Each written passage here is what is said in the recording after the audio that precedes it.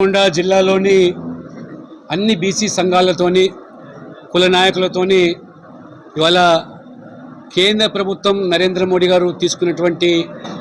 జనగణనలో కులగణన చేపట్టే అంశము, అదే రకంగా రాష్ట్రంలో కాంగ్రెస్ ప్రభుత్వము రేవంత్ రెడ్డి గారు ఇచ్చినటువంటి 42% స్థానిక సంస్థల రిజర్వేషన్లు అమలు ప్రక్రియపై మరి దాదాపు 3.5 గంటల పైగా ఈ సదస్సు, ఈ రౌండ్ టేబుల్ సమావేశం జరిగింది. చాలా విషయాలు ఇవాళ తెర మీదకి రావడం, ఇవాళ నరేంద్ర మోడీ గారు తీసుకున్నటువంటి ఒక చరిత్రాత్మకమైనటువంటి ఒక సాహసోపేతమైన నిర్ణయం. 94 సంవత్సరాల తర్వాత ఈ దేశంలో మళ్ళీ జనగణనలో కులాన్ని చేర్చి ఇవాళ గణాంక వివరాలు సేకరించడం, ఆ ఘనత మోదీ గారికి దక్కడము, మొత్తం దేశమంతా కూడా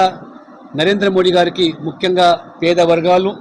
బడుగు వర్గాలు, బలహీన వర్గాలు వారికి ధన్యవాదాలు చెప్పే కార్యక్రమంలో